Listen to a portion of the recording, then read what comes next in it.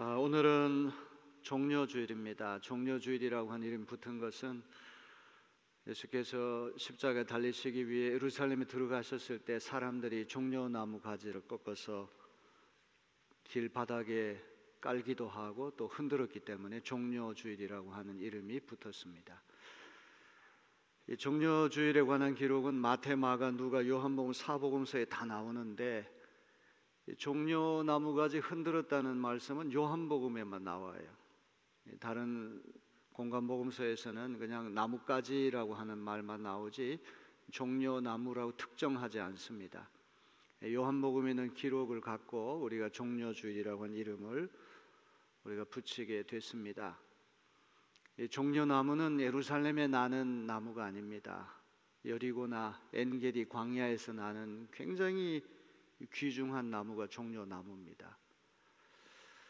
예수께서 예루살렘에 들어오셨을 때 종려나무 가지를 꺾고 흔들었다, 이 말은 아마도 여리고에서부터 온 종려나무를 보관해 두었다가 아마 흔들었던 것 같습니다.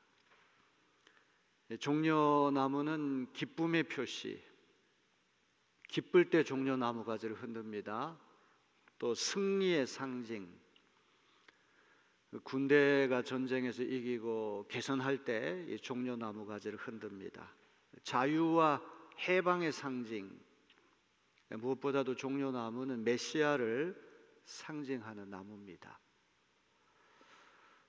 예수께서 예루살렘에 들어가셨을 때 종려나무 가지를 흔들었다는 이야기는 기쁘기 때문에 우리 로마의 군합발 아래서 신음하는 우리를 구원할 구세주가 왔구나, 정치적인 자유, 해방을 우리가 경험하게 됐겠구나, 이제 우리는 먹고 사는 문제 때문에 걱정 안 해도 되겠구나, 경제적인 문제도 해결해 줄 것을 기대했겠죠.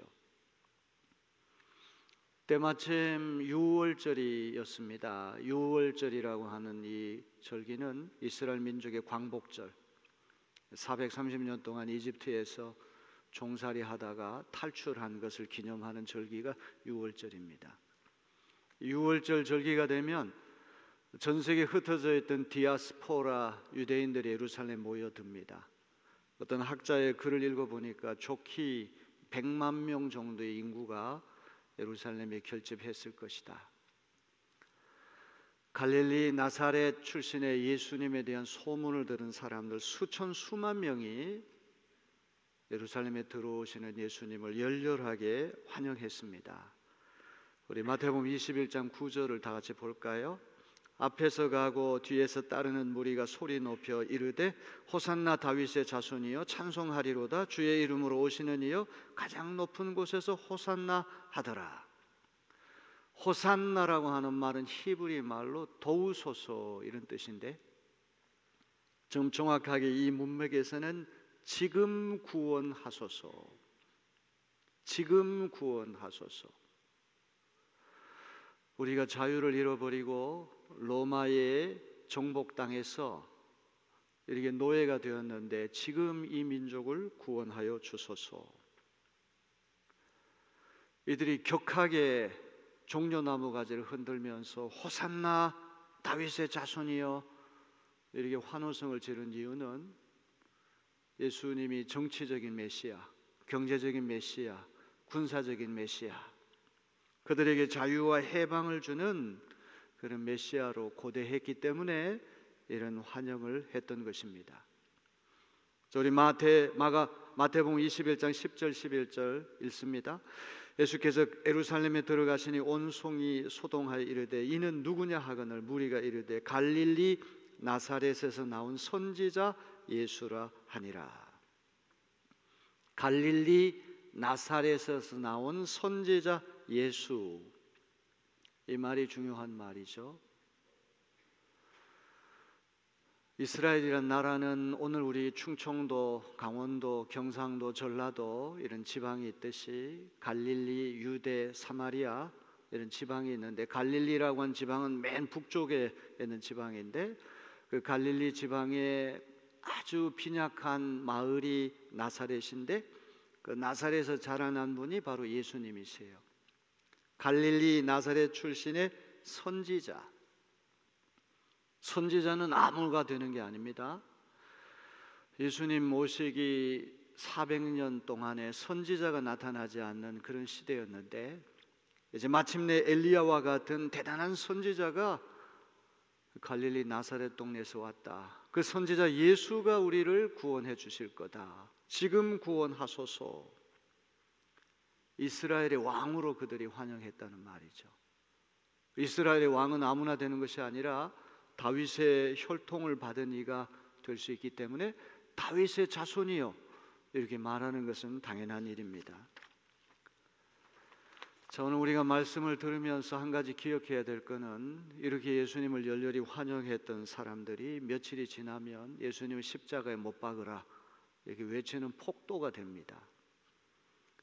우리 마태복음 27장 22절로 23절을 다 같이 볼까요? 그때 빌라도가 그들에게 말하였다. 그러면 그리스도라고 하는 예수는 나더러 어떻게 하라는 거요? 그들이 모두 말하였다. 그를 십자가에 못 박으시오. 빌라도가 말하였다. 정말 이 사람이 무슨 나쁜 일을 하였소? 사람들이 더욱 큰 소리로 외쳤다. 십자가에 못 박으시오. 호산나를 외쳤던 이들이 십자가에 예수님을 못 박으라고 외치는 폭도가 되었다는 그런 말이에요. 화란의 유명한 성화를 그리는 화가 렘브란트가 그린 그 십자가 그림이 있는데, 폭도들이 예수님 십자가에 못 박으라고 하는 것을 그린 성화인데, 한 구석에 보면 렘브란트가 자기의 자화상을, 자기의 얼굴을 거기다 그려 놓았다고 해요. 2000년 전에 십자가에 못 박으라고 외친 이는 오늘 나 자신일 수도 있다. 이것을 기억하는 시간이 되길 바랍니다. 종려나무 가지를 흔들면서 호산나를 외쳤던 이들이 십자가에 못 박으라고 외치는 폭도가 된 이유는 무엇입니까? 자기들이 기대했던 메시아가 아니기 때문에 그랬다는 거죠. 자기들이 기대했던 메시아는 로마로부터 해방해내고 정치적인 자유를 가져다 주고 경제적으로 풍요롭게 하고 사기가 땅바닥에 떨어진 이스라엘 백성을 일으켜 세우는 현세적인 메시아인 줄 알았는데, 이 메시아는 예루살렘에 입성할 때 전마, 전쟁에 쓰는 말, 군마, 백마, 적토마, 이런 날쌘 말을 타고 들어오시는 것이 아니라 한 번도 사람을 태운 적이 없고 한 번도 짐을 부린 적이 없는 새끼 나귀에 타서 비실비실 들어왔다, 이 말이에요. 자기들이 기대했던 메시아가 아닐 때 그들은 순식간에 폭도로 돌변했다는 말이에요. 오늘 우리는 성경이 증언하는 메시아, 성경이 말씀하는 예수 그리스도, 그분을 바로 아는 우리가 되어야 할 것입니다. 2000년 역사 동안에 이런저런 우리의 소원을 투사하고 기복주의, 물질만능주의, 황금만능주의, 능력주의, 이런 것으로 해석된 메시아가 아니라 성경이 정확하게 보여주는 그 메시아, 그분을 온전히 알고 믿는 우리가 되어야 할 줄로 믿습니다. 예수 믿으면 건강 축복 받습니다. 예수 믿으면 자녀 축복 받습니다. 예수 믿으면 이러이러한 현실적인 많은 이득이 있습니다. 근데 예수 믿어도 우리가 질병에 걸릴 수 있고, 예수 믿어도 사업에 실패할 수도 있고, 예수 믿어도 이런저런 일이 꼬일 수도 있죠. 우리가 기대하고 소원한 대로 예수님이 그런 모습을 보이지 않아도 우리가 여전히 십자가 뒤를 따르고 여전히 예수 그리스도를 믿을 수만 있다면 그 믿음이 진짜 믿음이 아니고 무엇이겠습니까? 예수님은 승리의 입성을 하시고 영광의 메시아로 입성하신 것이 아니라 한없이 비천하고 한없이 겸비하고 수치와 모욕과 모멸의 가시밭길을 걸어가신 고난받는 종이라고 하는 것을 우리는 기억을 해야 됩니다. 오늘 종료주일에 우리가 기대하고 우리가 소원했던 메시아가 아니라, 설령 우리 기대가 좌절되고 우리 소원이 이루어지지 않는다고 할지라도, 고난받는 메시아라고 할지라도, 영광이 아닌 굴욕의 메시아라고 할지라도 여전히 우리가 그 예수 그리스도를 믿고 따라갈 수 있는가? 오늘 우리 스스로 물어보는 그런 시간이 되길 바랍니다. 예수님은 세 가지가 중요하잖아요. 첫째는 성육신, 우주 만물을 창조하시고 인간의 생사화복을 주관하시는 만왕의 왕, 만유의 주이신 하나님의 아들이 2000년 전 어느 가난한 집안에 사내를 알지 못하는 10서너 살 먹은 수천여의 자궁에 들어갈 만큼, 콩알 만큼 하나님의 아들이 작아지셨다. 이거는 엄청난 신비고 수수께끼고 역설이고 모순이에요. 처녀의 태를 빌려서 오신 하나님의 아들이 구중궁궐의 황금 요람에 누워 계셔도 모자랄 판인데, 짐승이 잠자는 축사에 짐승의 먹이통인 구유에 하나님의 아들이 거기 있다고 하는 것, 세상에 이런 역설이 어디 있겠습니까?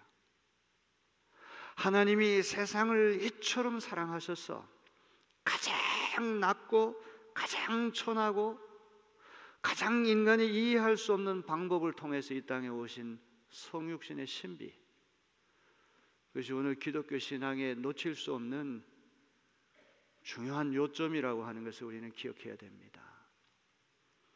하나님의 아들이 2000년 전에 가장 잔인한 형벌, 흉악범에게 가했고 국가의 반역을 일으키는, 황제의 반역을 일으키는 이에게 가했던 극형, 십자가에서 무기력하게 하나님의 아들이 못 박히신다. 하늘도 버리고 땅도 버리고 누구도 그 순간에 예수님 하나님의 아들이라고 얘기할 사람은 없습니다. 완전히 버림받은 분이죠. 표적을 구하는 유대인들이 볼 때 십자가는 무기력합니다.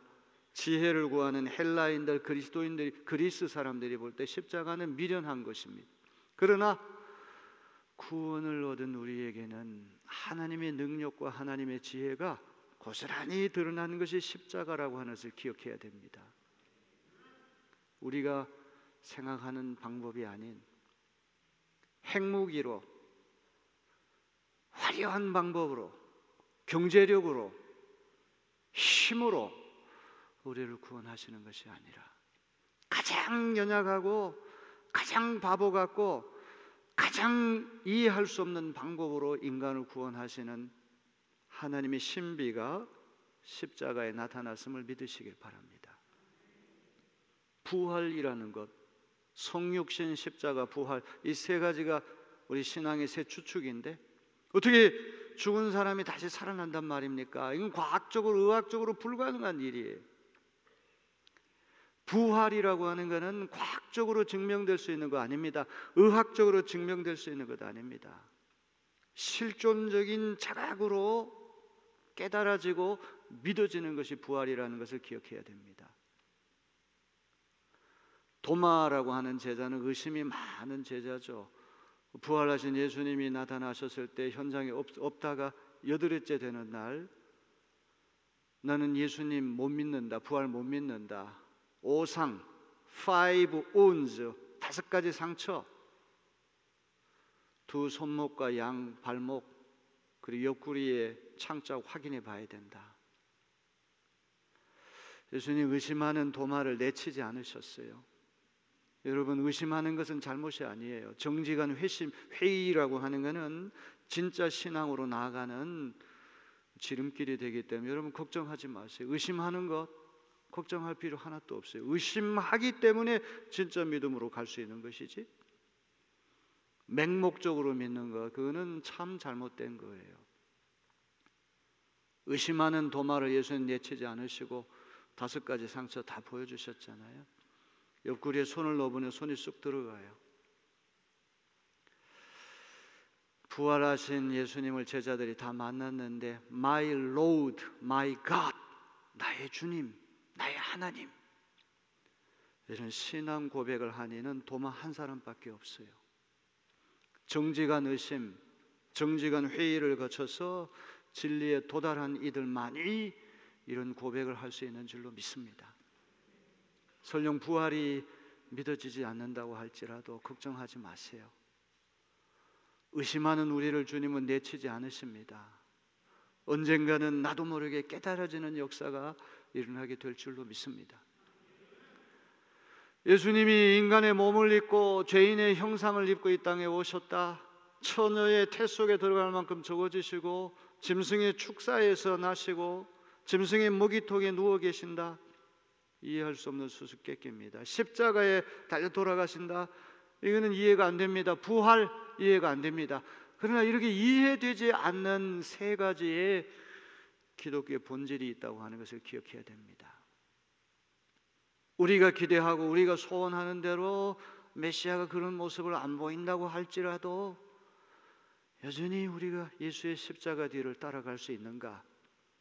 오늘 이 아침에 스스로 자문하는 시간 되길 바랍니다. 두 번째, 시선을 돌려서 예수님을 모신 나귀 새끼에 우리가 주목하는 시간이 되었으면 합니다. 예루살렘에 들어가셨을 때 근처에 벳바게라고 하는 작은 마을이 있습니다. 올리브산, 감람산 산자락에 있는 작은 마을인데 이 마을에 제자 둘을 예수께서 보내세요. 나귀 새끼를 타고 가셔야 되는데 주인한테 양해를 구하기 위해서 제자 둘을 보냅니다. 우리 마태복음 21장 2절을 다 같이 볼까요? 이르시되 너희는 맞은편 마을로 가라. 그리하면 곧 매인 나귀와 나귀 새끼가 함께 있는 것을 보리니 풀어 내게로 끌고 오라. 마가복음과 누가복음을 읽어보면은 나귀 새끼 한 마리만 매여 있는 것으로 되어 있는데 마태복음은 어미 나귀와 같이 묶여 있는 것으로 되어 있어요. 제가 본문을 굳이 마태복음을 선택한 이유는 이 어미 나귀가 같이 있기 때문에 제가 선택을 했어요. 새끼 나귀는 태어나서 한 번도 사람을 태운 적도 없고 한 번도 짐을 부린 적이 없는 숫복입니다. 숫복이. 이북 사람들이 쓰는 사투리로 숫복이.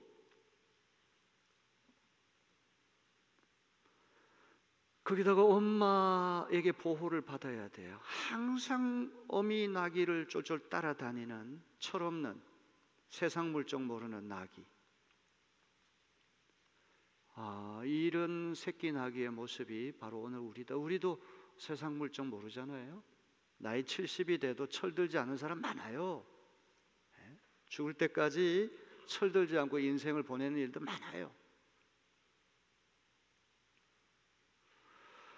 태어나서 처음으로 예수님을 모셔가지고 예루살렘 성에 들어간 이 나귀, 이런 영광이 어디 있습니까? 그런데 이 나귀가 착각해가지고 야, 사람들이 박수 친다, 환호성 친다, 고개를 까딱까딱 하면서 야, 나에게 보내는 거구나, 이렇게 착각할 수 있다는 말이죠.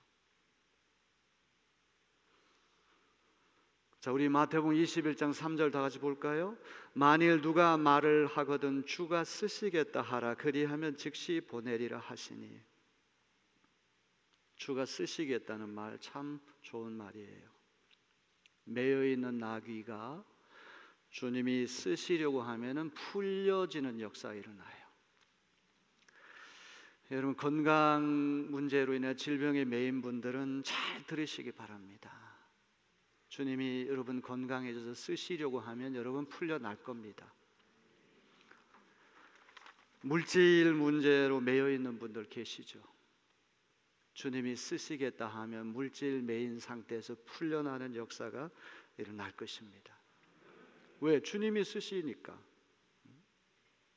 여러분, 분명히 하나님 주신 은사가 있는데 은사가 뭔지도 모르고 그냥 매여 있어요.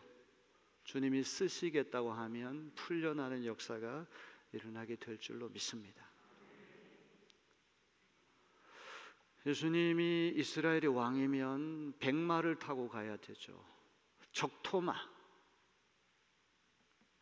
그 삼국지에 나오는 그 유명한 말 적토마.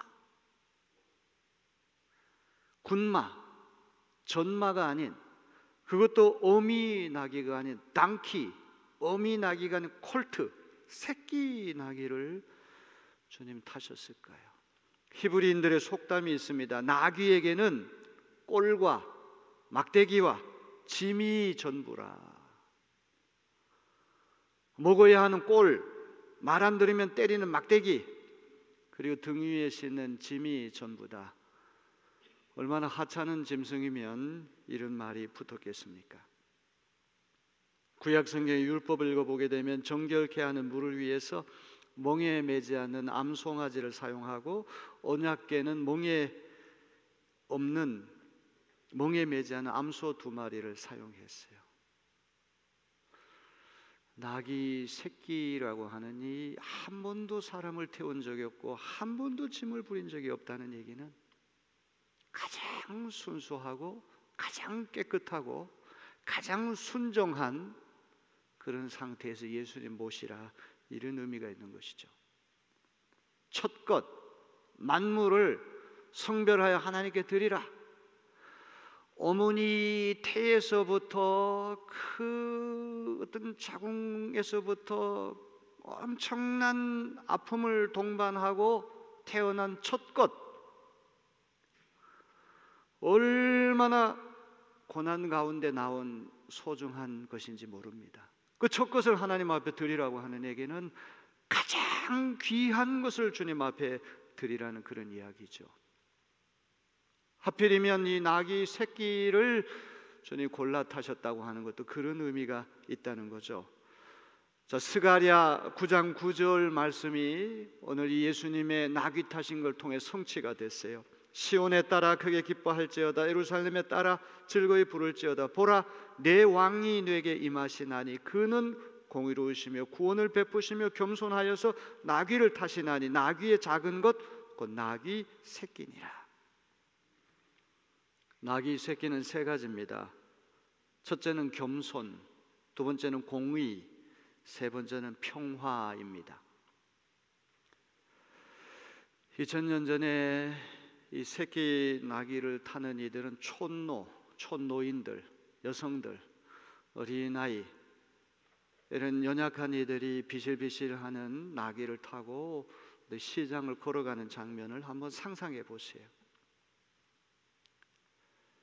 예수님 백마가 아닌 비실비실한 한 번도 사람을 태운 적이 없는 새끼 나귀를 타고 입성하시는 장면, 생각할수록 소박하고 생각할수록 평화롭고 생각할수록 겸비하죠.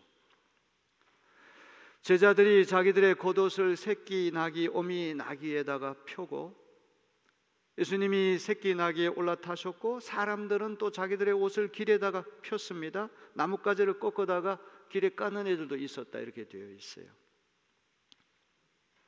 이스라엘 사람들에게 겉옷은 가장 중요한 귀중품입니다. 왜냐하면 겉옷은 대개 한 벌만 있는데 낮에는 더위를 가리는 외투로 사용하고 밤에는 기온이 급격하게 떨어지는데 이불로 대용으로 사용하기 때문에 예수님이 속옷을 달라 그러면 겉옷까지 주라 이렇게 말씀하죠. 우리는 자꾸 반대로 그렇게 기억을 해요. 겉옷을 달라 그러면 속옷까지 주라, 속옷이 더 중요하기 때문에. 그게 아닙니다. 속옷을 줄 수는 있지만 겉옷은 못 줘요. 왜냐하면 가장 중요한 귀중품이기 때문에. 그 귀중품인 겉옷을 흙먼지 나고 모래바람 나는 땅바닥에다 깔았다는 이야기는 예수님 신발에 흙 묻히지 않고 이렇게 사뿐사뿐 잘 걸어가라고 하는 그런 뜻이 아닙니까?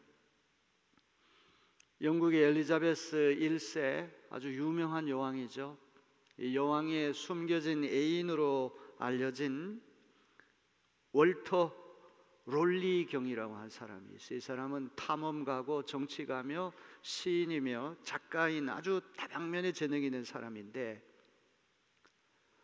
한번 엘리자베스 여왕과 함께 런던 시내를 지나가는데 비가 많이 왔어요. 비가 온 다음에 도로가 엉망진창이 됐습니다.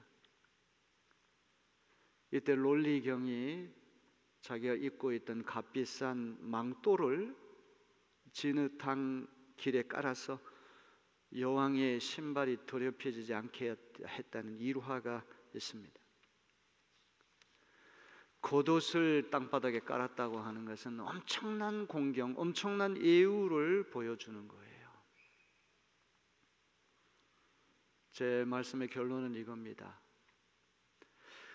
태어나서 처음 모신 분이 예수님이고, 그 예수님을 등에다가 태우고 예루살렘 들어갔을 때 사람들이 호산나 소리를 지르고 나뭇가지 흔들고 겉옷을 길에다가 펴고 열렬히 환영했어요.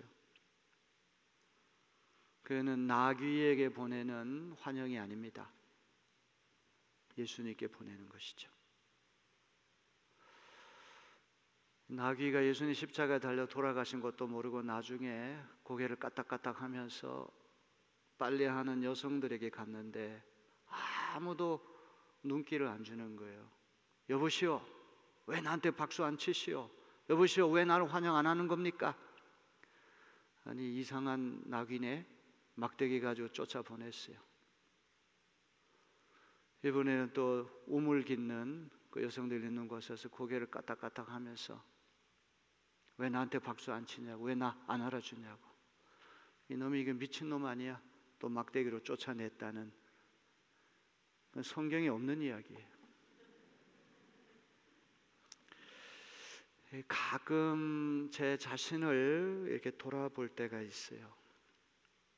주님이 나를 붙들고 있기 때문에 제가 여기 서는 것이지, 주님을 등에 태우고 있기 때문에 제가 여러분 앞에 설교를 하는 것이지, 자연인 상태의 나, 여러분보다 나을 게 하나도 없어요. 화도 내고 욕도 하고 더러운 생각도 품고 여러분보다 더 초라하고 여러분보다 더 아주 수치스러운 그런 일들이 왜 없겠습니까? 아무것도 아니에요. 예수님이 있기 때문에 그런 것이죠. 교회가 거룩해지는 것은 목사가 설교 잘하고 대단한 능력이 있고 병 고치는 은사가 있고 그거 아닙니다. 예수 그리스도란 진주를 품고 있기 때문에 교회가 거룩한 거죠. 예수님이 우리의 등 위에 올라타셨기 때문에 예수님이 영광 받는 것이지, 고개를 까딱까딱하면서 내가 누군 줄 알아? 누구긴 누구의 죄인이지. 대형 교회의 목회자일수록 더 겸비해져야 되는데 그게 아니란 말이에요. 어느 순간에 변질되고 오염될 수 있다는 말이에요. 나는 예수님 모신 낙인데 나귀에 올라타신 예수님이 영광 받게 해야 되는데, 마치 그 모든 영광과 환호성이 자기에게로 쏠린다고 착각을 한다면 이보다 더 위대한 착각이 어디 있겠습니까? 사랑하는 성도 여러분, 종료주일에 우리 모름지기 교회 일을 하는 모든 이들이 나귀가 예수님을 등에 모신 것처럼 그런 마음으로 주님의 일을 할 수 있는 우리 모두가 되었으면 좋겠어요. 그래야 주님이 인정하시고 그래야 주님이 칭찬하실 거 아닙니까? 세상에서 영광 다 받고 칭찬 다 받고 인정 다 받고 하늘에 상이 없다고 예수님 말씀하시잖아요. 하늘의 상을 더 존귀하게 여기는 우리 모두가 되어지기를 주님의 이름으로 기원합니다.